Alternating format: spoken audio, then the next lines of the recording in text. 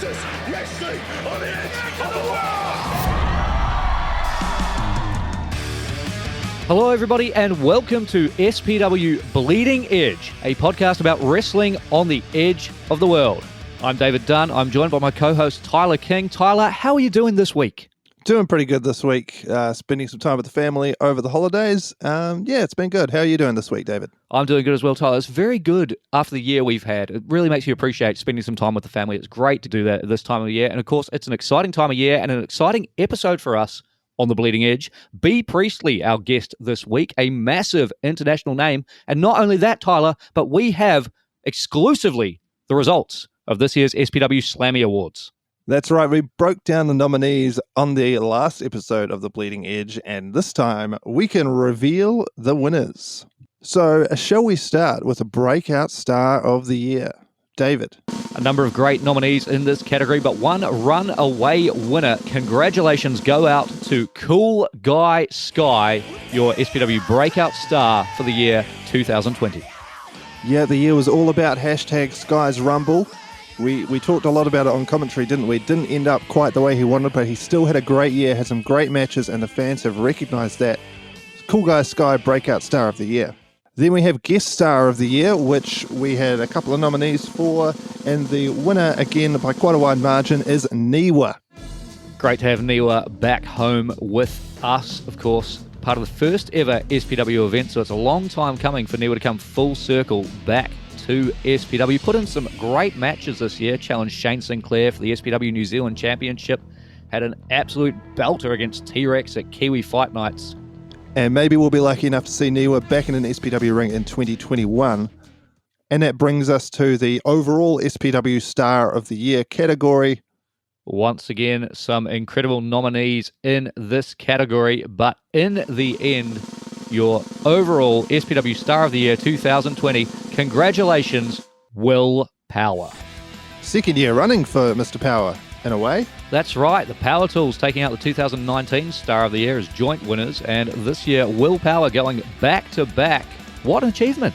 Yeah, I mean, you look at someone like Jamie Tungan-Esse, undefeated, wins the Southern Rumble, wins the SPW New Zealand Championship. But Will Power, it just goes to show how loved he is by the SPW fans. Not to say that Will Power didn't have a great year as well. He got that huge victory over the human hate machine, T-Rex, at the Southern Rumble weekend. That had been kind of a monkey on his back for years. Finally being able to defeat T-Rex was huge. And then, of course, the win over Niwa at Halloween Haunting. So a huge year for Will Power, your SPW Star of the Year for 2020.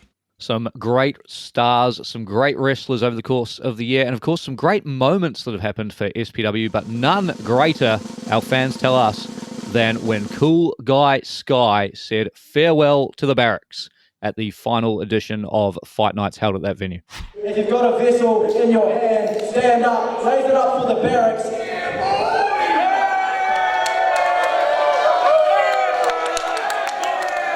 Cheers to the barracks. Ooh, brother! Yeah, a bittersweet moment, this one. And I just actually saw some footage and some photos this week of the barracks being pulled down.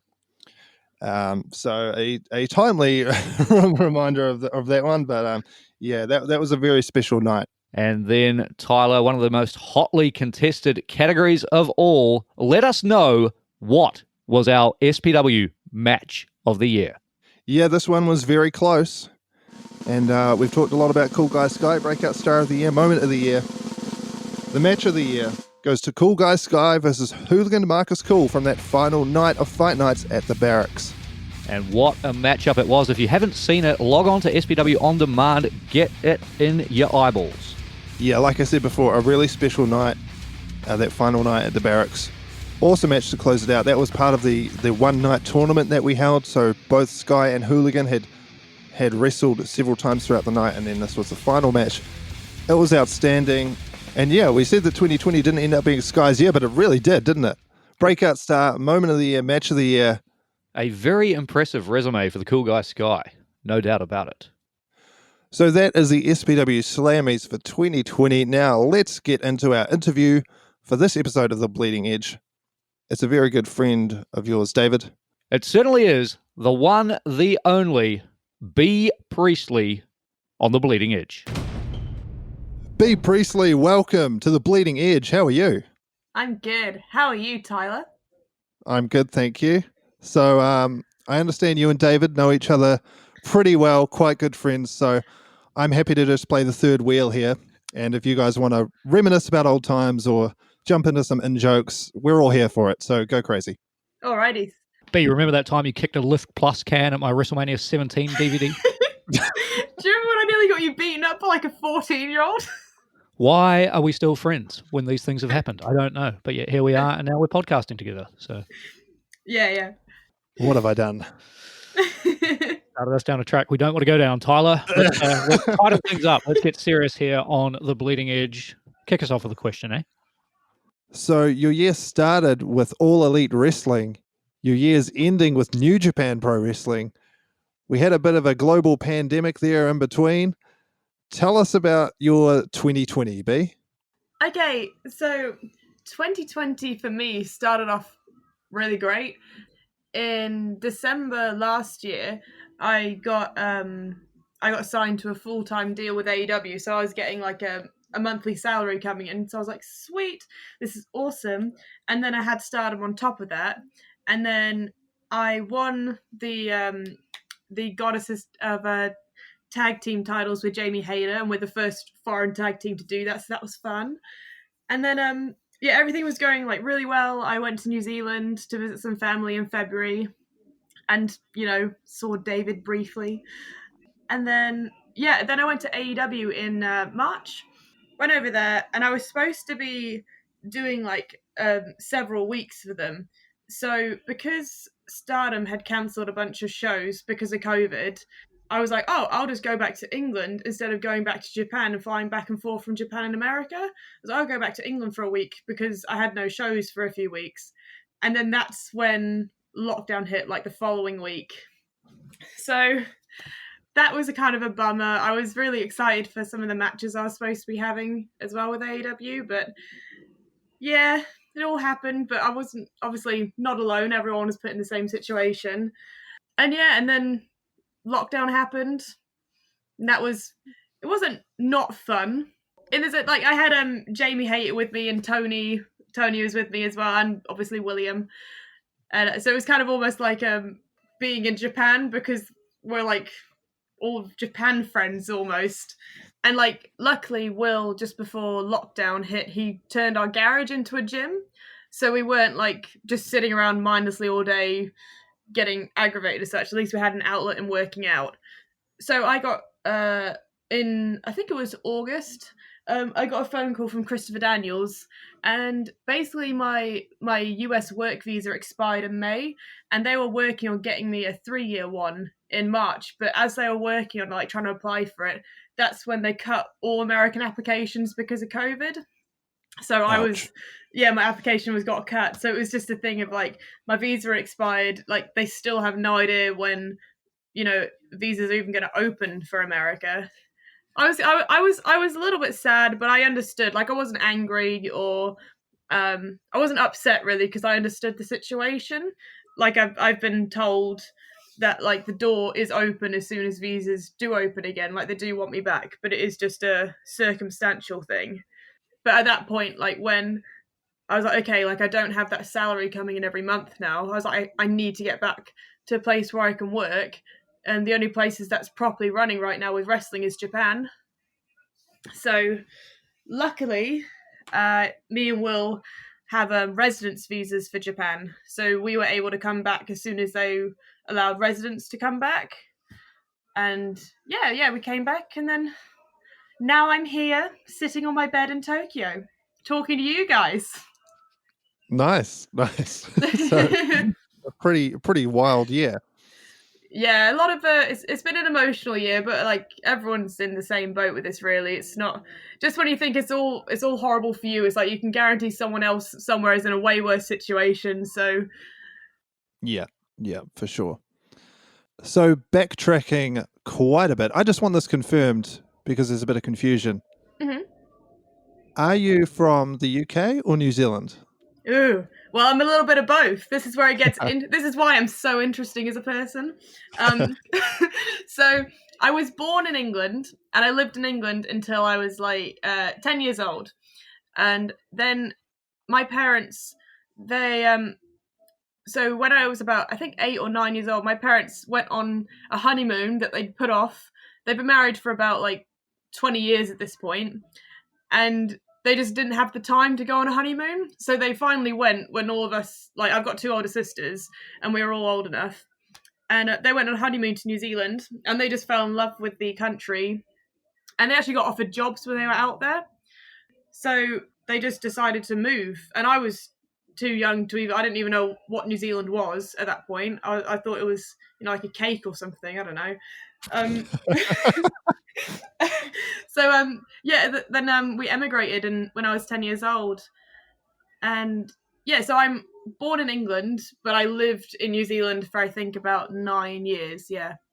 When I moved back to England, actually, I was getting announced that I was actually from York, England, because I was like, well, I was born there, so that's actually my birthplace.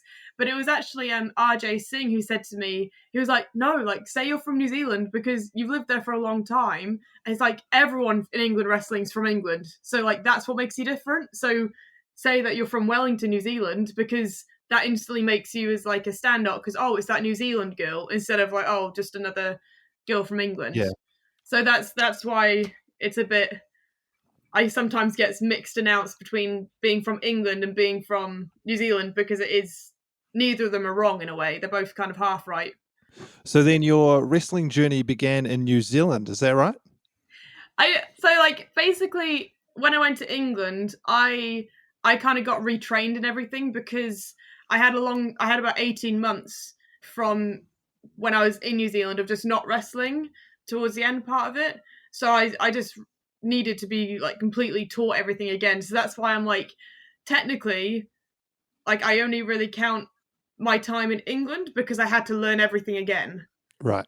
Technically now I've been wrestling just over 4 years. But if you look into actually, I've been involved in wrestling since I was 16. So it's more so like turning into 9 years next year. But yeah, I started when I was 16. I went to, so I started watching some NZWPW shows. And my dad just used to take me. I found a contact for the website, because I really had no idea how to like get into it. I think I sent an email to the WPW website, and I think I spoke to Dreamcatcher Phil. And I was like, yeah, I'm 16 years old. I want to be a wrestler. And they had this Easter training week. I think it was like a bank holiday. So like a 3-day training thing. So they got me to go down to that. And I just remember, I don't think that anyone knew that I'd never wrestled before. Because they just kind of like, so we did some like fitness stuff. And then they say, okay, right, we're going to go 1 in, 1 out of the ring. And you're going to go in. When you slide in, you're going to give the person who's in the ring a clothesline. And then with that person who takes the clothesline, they roll out. And then the person who's in there, they take the clothesline from the next person coming in. And I'd never bumped at this point. I'd never forward rolled. I'd never even been in a wrestling ring before. So I was like, oh, okay, I know what a clothesline is. I'm just going to do it like I see it done on WWE. Oh, no. I think I was in, I think it was JPE who was in the ring. And I slide in. First off, when I slide in, I get like, I've never gotten in a ring before. Yeah. And I get caught and I bust my face on the apron. And I gave myself a bit of a bloody lip. And then I managed to finally like get in the ring, and then I gave JP a clothesline, as I thought from someone watching wrestling, a clothesline was done, and just whack it right across her throat. And I just remember JP just like going down, and be like, oh my god, like, and I had no idea. And I think that's when people clocked like, oh, we don't think this girl's actually ever wrestled before. So they're like, okay, B, you come here and we're going to do some stuff over here with you. So that's how my first day at wrestling went. There we go. I clotheslined JP across the throat and I busted my lip open getting into the ring. That's a great start. Yeah, good. Yeah. Had absolutely no right to make it as far as you have, based off of that. Thank you. Well, and then I think on the third day of that weekend, so it was a 3-day thing. I think it was a Friday, Saturday, Sunday. But David was at the on the last day. They had like a big show, and that's why JP was down there, because she had some guys from Maniacs United come down, and there were some guys from IPW down there, and it was just like this big 3-day training thing that all people from New Zealand were just coming around to do, which is why they probably thought I was a wrestler from a school somewhere else, Right. or like a trainee somewhere. And they had this big kind of this big show at the end of it, and then I met David. I think we shared a car ride back together with Misty, didn't we? We did. Yeah, and we did to speak the entire hour and a half to go back to Otaki. I don't think we actually said a word to each other, David. No, I just think we were probably sitting. hello and goodbye. Yeah, just hello, I'm David, hello, I'm Bea, and that was it for the hour and a half. Turn the And then, radio on yeah. in the car. You don't need it. You don't need to talk sometimes. No, sometimes you don't. And then I think, so that was in April, and then I didn't actually properly join training until June of that year. So this was 2012. Yeah, and then I properly joined training, and I was from that point I'd go like at least once a week down to Lower Hutt and do training. And I had my debut of I think I had my debut on the 21st of December in 2012. So you've trained in New Zealand, you've wrestled some matches, but eventually the time comes that you decide you need to move abroad, you're going to England. What was your thought process behind leaving New Zealand to go to England? And then what were some of the highlights of early on your time in the UK in that first 2015 sort of period? So I think the main driving focus for me was just to get away from you, David. No. I'm joking. So it is actually David's fault that I moved to England, actually. And I regret it every day. Yeah, so what was it? So I think 2014, I think David showed me my first Wrestle Kingdom. So when I went up to IPW New Zealand like 2014, trained at there for a bit, and then I had to come back home. And when I was home, I wasn't wrestling at this point, and this is when David was just like, "Oh, you should watch this. You should watch this." And this is when the TNA did the British boot camp, and it had Spud, Marty, and the Blossom twins in it.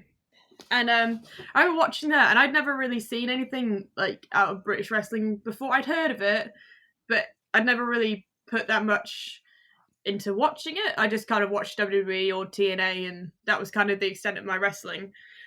So I watched it, and I was like, oh, like some of the stuff they were doing was like ridiculous. Like I'd never seen that style of wrestling before. And then the second one had like Kaylee in it. It had like Viper in it, Mark Andrews, Noam Dar. And I just thought it was so cool to see. And the fact that they were showing clips of all these guys wrestling like every week in England, I was like, that's insane. Like at that point in New Zealand wrestling, you'd be lucky if you wrestled once a month for the whole year. It wasn't like a super regular thing. I think I definitely knew that if I wanted to be a successful wrestler, I needed to leave New Zealand, because there just wasn't the attention on the scene in that sense. It's obviously more focused with like there's more people. Like there's more people in America, there's more people in England, there's lots of people in Japan. So it was just I was like, okay, I need to leave. And I was actually initially looking at paying and going to train at Booker T's school, because I knew a lot of people had gone train with Lance Storm, so I was looking at that, and then I was looking at Booker T's school, so I was looking at a couple ones in America.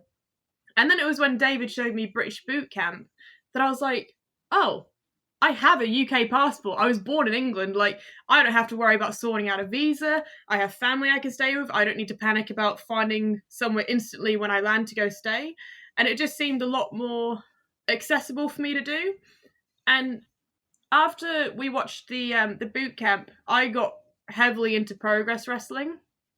And that was the main thing. I was like, I want to wrestle for Progress. Like, that's my goal to do in England. So there weren't many reasons for me to not go do it, you know what I mean? Apart from the biggest one about all my friends and family were in New Zealand. But in terms of a wrestling aspect, like I wasn't wrestling at that point. So I was like, well, if I want to learn, if I want to, work for these companies or be like these wrestlers who I really like watching, probably should look at going to England. And then what did you guys for a highlight, didn't you, David? I mean, I did. Yeah, if you can boil it down to one or two, just what that first period. You arrive in the country, and you're starting to make a name for yourself. Anything that stands out from that time? I think it was like maybe not like a highlight stuff, but it was just kind of surreal in a sense of like the companies that I started like training for, not wrestling for them at that time, but it was like I started training with IPW UK, and they used people like Zach and like Will, and it was just all these people that I had watched being fans of in New Zealand. It's like, wow, now Zack Saber's training me within 3 weeks of me being in the country. That kind of surreal thing of just going from, being like a fangirl almost in New Zealand to being in such a short time period later, being like, oh, this is what I wanted. And it's exactly what I want to do. I want to learn from Zach. I want to learn from Noam. I want to learn from all these different people. It's just kind of bloomed from there, really. But I think that was I always go back to how Zach did a seminar with me when I was like 3 weeks in. Nice. And you eventually made it onto some of the main cards for Progress? Was that everything you thought it would be? Yeah. Well, so, I started training at IPW, and I debuted in IPW. And then from there, like, I got, I was allowed, so the Progress Training School, it used to be where you had to do a beginner's course. And it would be like a set fee, do the beginner's course, is 8 weeks, and then you have to do a series of like you almost have to do like an exam, really. And if you pass all those things, like you have to be able to do an international spot, you have to be able to bump and to roll confidently and rope run properly and all that kind of stuff before you get accepted into the actual school itself for the intermediate training.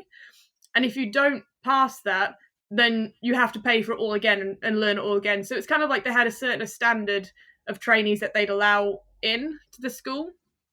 But luckily, because I'd had prior training in New Zealand, when I started training in IPW, like I could already roll, and my bumping just needed a bit of tidying up, but it wasn't like I'd never done it before. So a lot of the guys there who went to the Progress School were like, oh yeah, Bea doesn't need to do that, just put her in the intermediate class. Like Progress had heaps of guys coming in training us, and it was only, so I arrived in England in October, and I debuted on a Progress Endeavour in March, and it was a 2-minute squash match against Laura Di Matteo. But yeah, so that was crazy, because it's like, oh, I just wanted to get noticed by this company, and I was more than happy to just be ring crew for like a year before they ever used me. And within 5 months of me landing in the country, they'd already had me on a show. And then they just kept using me more and more regularly. And then I debuted on a chapter versus Toni Storm they did that women's NPS series. Yeah. And it was me and Toni in the first round. So that was cool.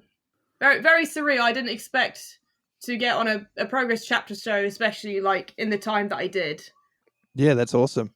And I think that your time in the UK coincided with the UK scene becoming more internationally renowned and more easily accessible to us over here as well. Like you had WCPW with the YouTube shows. I remember the match you had, was it with Will against Ricochet and Tessa Blanchard, being on one of the YouTube shows, and that like just being so cool to be able to just tune in and watch that. Yeah, so I do credit a lot of my exposure to What Culture, because so the way that came about is they were using Will. And at that time, me and Will had been dating for about, I think, like 3 months or something, not long at all. And Will just asked them, he's like, oh, can my girlfriend come up and stay with me? Because she's, just going to be sitting in London otherwise. So he just wanted me to come up and watch the show with him. And then they just asked if I wrestled. And they were, oh, she wrestles, we'll use her. Who does she want to wrestle? And I suggested, I was like, oh, Toni Storm or Nixon. And Toni was busy. I think Toni was on her first tour of Stardom at that point. So, yeah, they brought in Nixon. who's now Tegan Knox. And then, so that's how that came about. And then from that point, they just really liked me, and it was handy because I would come up with Will as well, but they used me even when Will wasn't there. And I think they really did help with my exposure. And also, like, I said this to Will, I said, like, if people, like, don't like me or, say bad things online or whatever, it doesn't affect me too much anymore, because obviously we all know that first match I had in What Culture ended up in Botchamania with the Canadian Destroyer. So it's like from the get-go, I've been used to a lot of like harshness from like my trainers and from fans' perspective. So it's almost pushed me to kind of prove people wrong in a sense. So I've always had that extra drive to be like, well, you want to think I'm that's fine, that's your opinion, but I'm going to change that opinion around one day. Don't you worry. Totally. And your success speaks for itself by this point. Stop it. Thank you. So you're having this run in the UK, and meanwhile in New Zealand, SPW comes up and starts making waves. And then in 2017, SPW invites you back for the Southern Rumble. What was that like, coming back to New Zealand to wrestle after having trained in the UK, but also coming back sort of as a star attraction on this show? It was really special because I've been to the South Island a few times before, but not. I think when I went, I couldn't really remember it, so it was quite cool getting to explore a different part of New Zealand, and it was quite cool as well because this was Will's first time ever being in New Zealand, so we got to meet a bunch of my friends and just almost like it was just cool seeing all my mates again, especially like people like Taylor Adams and all those guys who I trained with in WPW. And then we all just bump into each other in the South Island. It was like, oh, this is cute. This is nice getting to see everyone after like a couple of years of being away. And yeah, it was really special. It was really nice. I'd only met Mark like one time before this show, and it was just briefly. He did an Auckland show just before I left to go to England. So it was just cool. I love Mark. He's such a nice, cool guy, and Troy as well. Two really good guys, and I think it was just like they just really wanted the New Zealand scene to be seen. But they really just wanted to kind of push out like there are really great talent in New Zealand, and it just needs the right promoting to the right people. And I think whatever SPW do down there, like I don't know how they do it, but they always seem to get really engaging crowds, and it just seems like such a special little venue. And it does almost like, even the way they do the setup of the shows, it does have that Progress vibe to it. And it's just, it just feels really, I don't know, like almost family-like down there. I really enjoyed it. So you and the Southern Rumble became a bit of an annual thing, because the following year you came back again to wrestle Tennille Dashwood, but this time we're talking about a match happening in ILT Stadium. So comparing, I guess, your first and your second Southern Rumble experience, what did you make of the growth in New Zealand wrestling and in SPW over the course of that 12-month period? Now you're coming back home and there's a show happening in a stadium. Yeah, that was pretty insane, because wasn't it something like 5% of Invercargill were in the stadium or something? Yeah, something like that, if you run the stat. Yeah, it was something surreal, and I was like, "Oh, Tennille, you can thank me for this. Don't worry." But no, that was really cool, and it was just crazy to see how quickly the scene had like grown to that point. From a few years back, it was like you were lucky to get 100, 150 people in a show regularly, and then all of a sudden, like there's just 2,000 people in Invercargill. That's not like I wouldn't really say Invercargill was like a busy town really compared to like Auckland or compared to Wellington.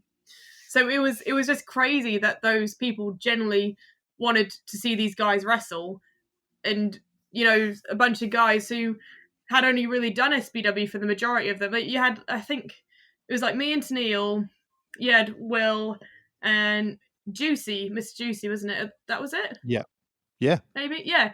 So it was quite crazy to be like, there's only 4 people who aren't from New Zealand on this show, and the rest of the show is just all New Zealand guys.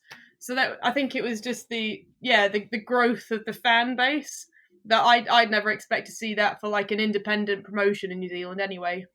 one of my favorite memories from that weekend actually is we were in a motel and Mikey J and Mr. Juicy were in the room next to us, and yeah, so they come in and join me and Will, and we find out that Tennille's in the same motel as us, but we didn't know what room she was in.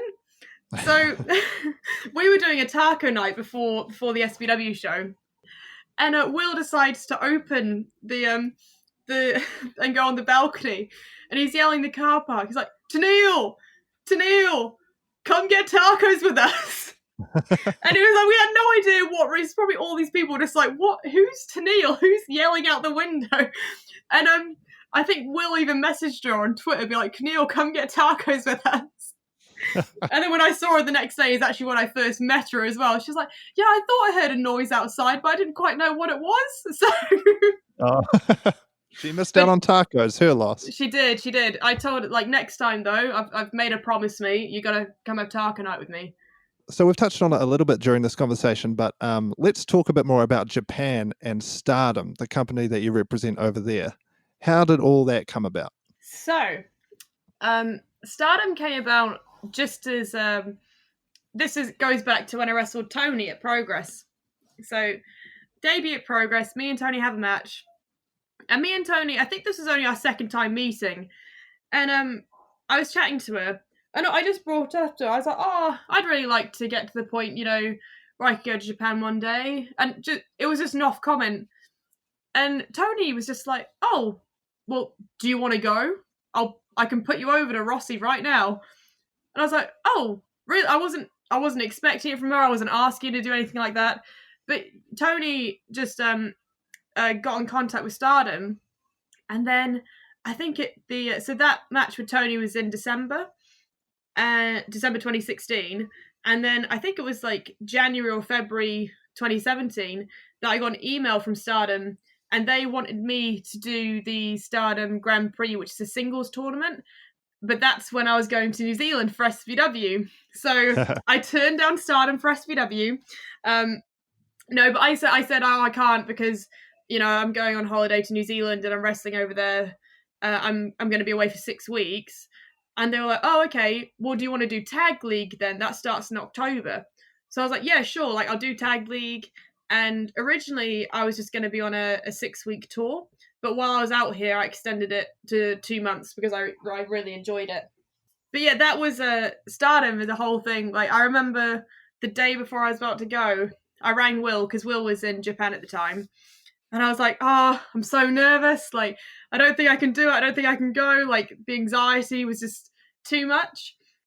And Will was like, no, don't be stupid. Like, just go. You'll be fine. Like, you're going to be with some other foreigners, so don't stress about it. So I went. I became very good friends with Chardonnay. And I was also on tour with Kelly Klein and Scarlett Bordeaux on that tour as well. So it was just us four.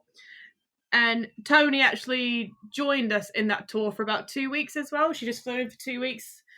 And I wrestled Tony in a singles match in Taiwan. And it was just crazy getting here and just seeing the standard of how the girls wrestle here. And just be like, oh, God, how am I going to be able to, ever get to that point? Because at this point, I'd only been on shows for about 1.5 years at this point in England. So it was like, it's a massive, massive jump from what I was used to doing compared to what, it's almost like getting thrown in the deep end, just seeing if you could swim, really. So I had my debut, and it was me and Kelly Klein versus Azumi and Starlight Kid, who at the time, Azumi was 14 years old and Starlight Kid was 15. Azumi had already been wrestling for 5-6 years. Starlight Kid about the same time. So they're already, like, pros, and they're children. And, I do the tag league with Kelly Klein. We end up winning, and we were the first foreign tag team ever to win the Goddess of Stardom tag team tournament. So that was a big deal in itself. Yeah, rounded off that tour. It was a load of fun. Made some great friends, and then I think I returned to Japan in February, and then I was on tour with Tony and with Zaya Brookside, and this is where, like, me and Tony became, like, the best of friends. And yeah, and I think I got drafted to the faction Queen's Quest, which was started by Io Shirai in that tour as well. Oh, cool. Yeah, me and Chardonnay were put in that group. It's crazy, like, seeing just the standard difference. Like, I do think that, like, I'm not being biased or anything, but I do think that Stardom has some of the, like, best women's wrestlers that, like, I've ever seen, in my opinion. It's like, or like even people in WWE now who are like very successful. Like a lot of those girls in NXT have been to Stardom or done a tour of Stardom or something in Japan, and it's just crazy, like the standard that they're expected to live up to. So it's a completely different spectrum of wrestling that I'd never experienced before. But I've always liked to train hard, and I've always responded well to like harsh training. Not, I don't know if harsh is the right word, but like I like being pushed in my training. So if I'm not doing something right, I don't want someone to tell me that it's fine when it's not. I'd rather someone tell me that it's bad and I need to do better at it, because then that's how I get better. Yeah, for sure. Yeah, and I think that is a big thing in the Japanese style of training anyway. And then it was 2019 that I actually decided that I wanted to be in Japan permanently. Because when I started doing regular tours for Stardom, it was like my England bookings went down because no one actually knew when I was in the country, because it was almost like I'd do about 2 to 3 months in Japan and then be back in England for a month and then I'd be off again. So it almost got quite difficult to book me in England because I was never there and they didn't know how long I was going to be in England for either. Right, yeah. So I was like, well, I make more money when I'm in Japan. I like wrestling in Japan. Why don't I just stay out here for a longer term basis and just really get, more training done here and really embrace the culture more by being out here full time? And then I don't think it was long after that I actually won the World of Stardom Championship, which is like Stardom's like top belt. And that was crazy. I never even thought I'd win that, to be honest. I thought I was gonna have a match for it and lose, and it wasn't the case. So that was a surreal point. I don't know if you watch the match back afterwards. I just start crying, like uncontrollably in the ring. I look like a sobbing baby, and I've all the Queen's Quest girls be like, "Bea, it's okay, it's okay." I'm like, "No, it's happy tears." Like, but overall, like, yeah, Stardom is the reason of any kind of success I will have or any opportunity that I have had. That to me, like that is all Stardom. They've all done that for me because they really took me at a time when I needed like that extra push in wrestling, and they really took me and they really refined what I was good at and what I was not so good at, and guided me in the right directions. And I was wrestling people who have been wrestling years upon years longer than me, and who almost like, would push me in the right direction with stuff. So even now, I'm like, I don't think I would have gotten an AEW offer if it wasn't for Stardom. Anything that I have done or anything that I will get in the future, I'll put that all towards of Stardom's help. Stardom makes stars, is what I like to say, as cheesy as that is. And then, of course, with all your success in Japan, you get noticed in America, and All Elite Wrestling reaches out to you. Bea Priestley offers you a contract. Did you ever anticipate that you would be working in America? And what was that like early on, heading over to the States from Japan, from the UK, week after week, and being part of sort of that first era of AEW? Yeah, that was so I don't actually think that I thought AEW was going to be as big as it actually is, because so the way AEW rolled around for me was at the end of 2018. So this was December 2018. Brandy and Cody, they were doing a bunch of shows in England, and I wrestled Brandy on one of these shows, and Cody really enjoyed it. I really enjoyed wrestling Brandy. It was I already knew Cody and Brandy before because they did What Culture stuff. So whenever I see them, it's like, "Hey, what's up, Cody? How's stuff going?" Like, we're already quite buddy anyway. And didn't think anything of it. And then it was only so in January, I got a call from NXT UK, and they offered me me a contract with them. And initially, I was very seriously considering taking it because I was like, oh, I've always, I've never wrestled for WWE, never done anything with them. The only thing I'd done was a tryout like a year or two before that. It was like, oh, like it's WWE, this is what I want to do. But then when I was thinking more about it, and I was like, if I did NXT UK, I wouldn't be able to do Stardom as seriously as I want to. So I was like, bit like unsure on it. And then Will just told me, he was like, look, like there's rumors about Cody starting his own promotion. Like, why don't you just drop him a message and see if he'd even like consider you? So I dropped him a message, and he was like, okay, yeah, like we'll we'll talk to the guys and we'll get back to you. And I think at that point, after realizing in my head that I wouldn't be able to do Stardom as seriously, I was like, oh, I don't think now's the right time for me to do anything with WWE because I've got so many things that I want to accomplish still in Japan. And one of those is being, winning a belt in Stardom, and I hadn't done that then.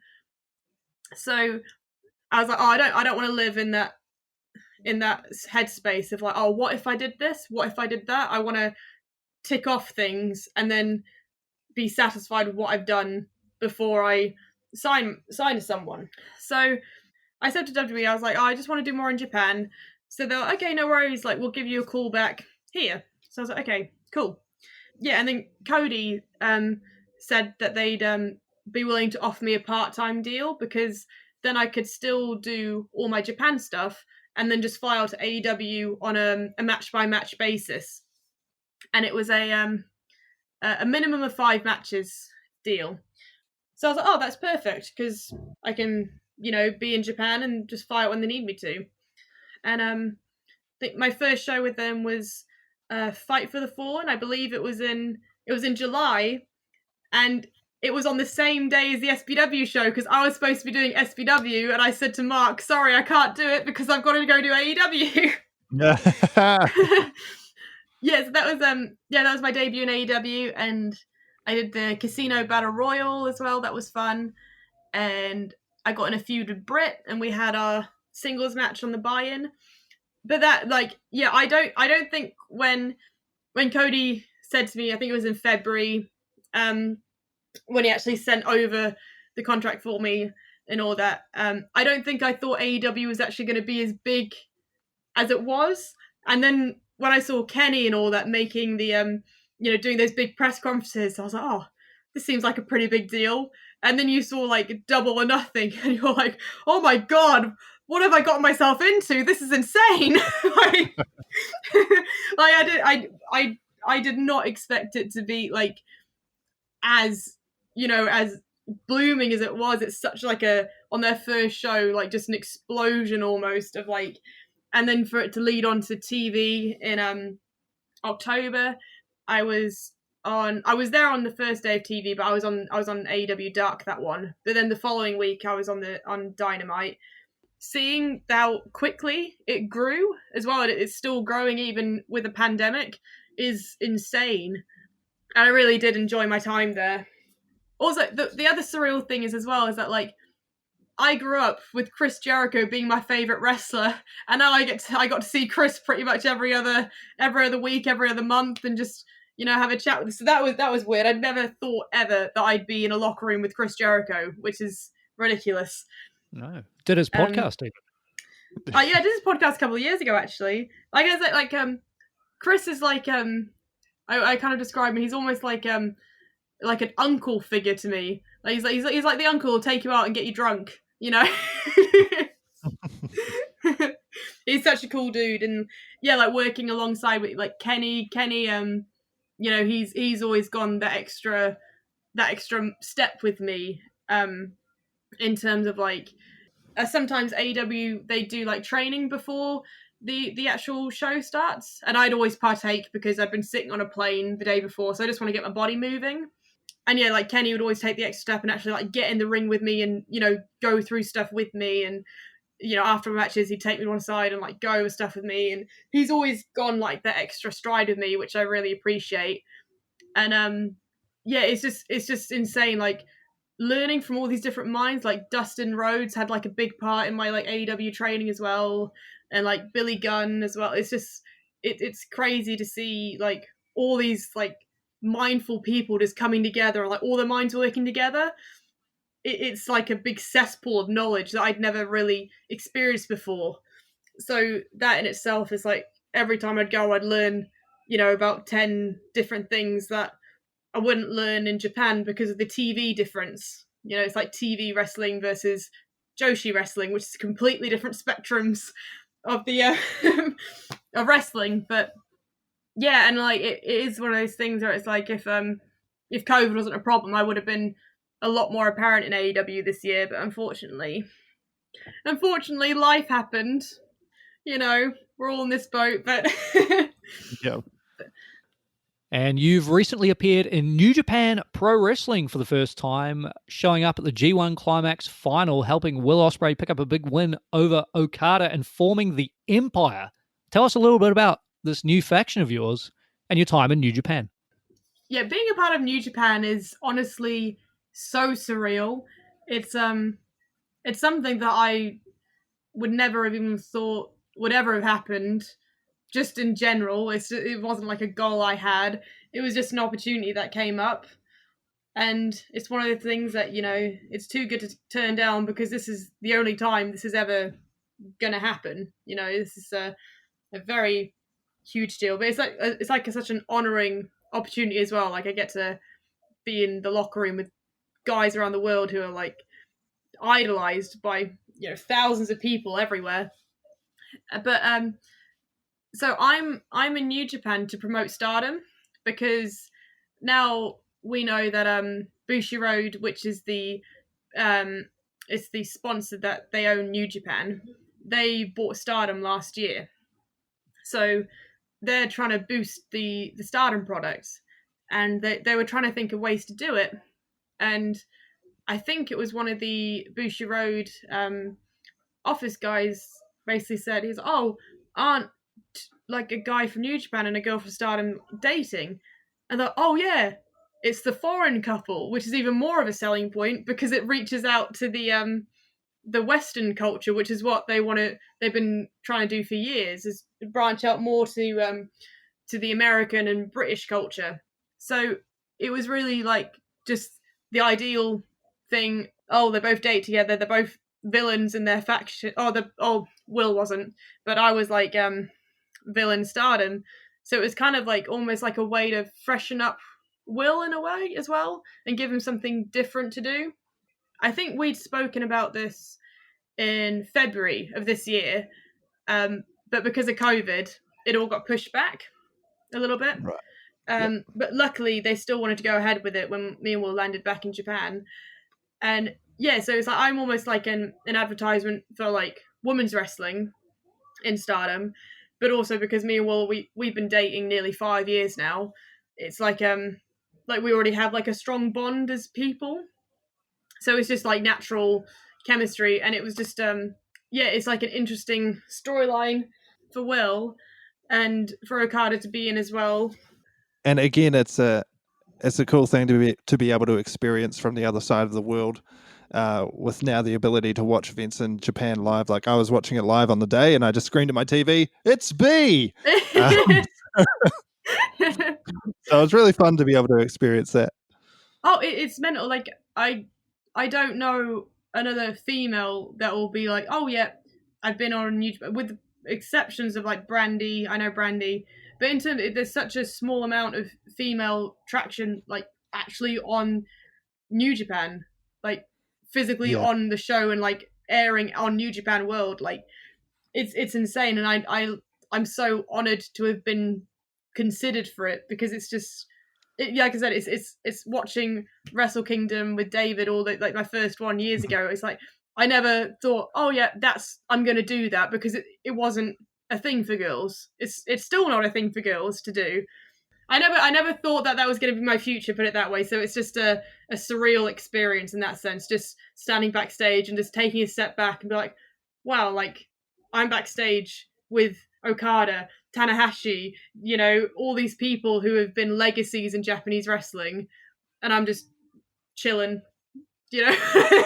I'm just there. I'm just some, you know, random girl from New Zealand who, you know, wrestles on the weekend in Japan, who gets to share a locker room with these guys. And then was it Okan came into play because Okan was actually in England and he came back to Japan because of COVID, but he was doing he was supposed to be doing his 2 years excursion with Rev Pro, and we thought that'd be a good idea because Will is he's the Rev Pro heavyweight champion, and he's had such an impact on the British wrestling scene. Like that all kind of coincides with each other. And then yeah, Jeff joined us as well with the big surprise for World Tag League. That's cool. Love Jeff Cobb. Yeah, and it's really cool as well because all Will, Okan, and Jeff, they've all got singles matches for Kingdom, so it's all very exciting. I'm all excited.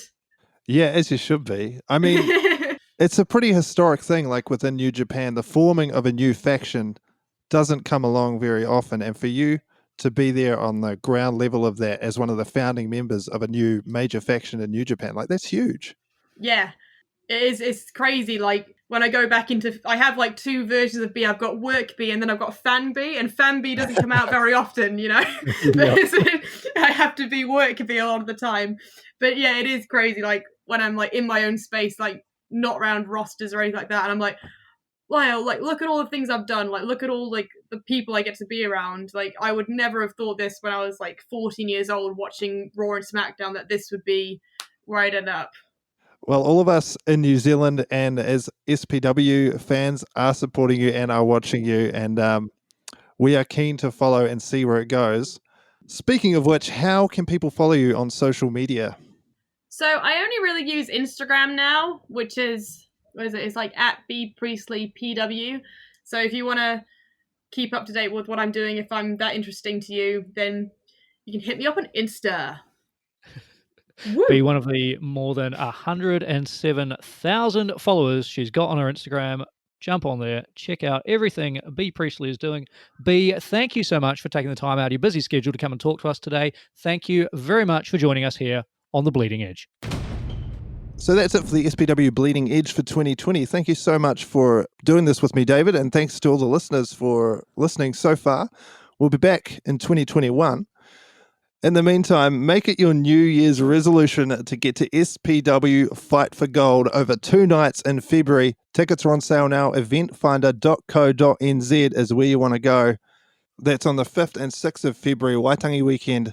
SPW Fight for Gold. Make sure you are there. You do not want to miss that one to see how SPW starts to shape things for 2021. The other place you want to go is at SP Wrestling NZ on your social media. Follow us there for all the latest updates as we begin to announce card details for Fight for Gold weekend and upcoming podcast guests for the SPW Bleeding Edge. Make sure you're following us on the social media so you can stay on top of all of those announcements. Awesome stuff. I am Tyler King with David Dunn. We will be back next year for more SPW Bleeding Edge.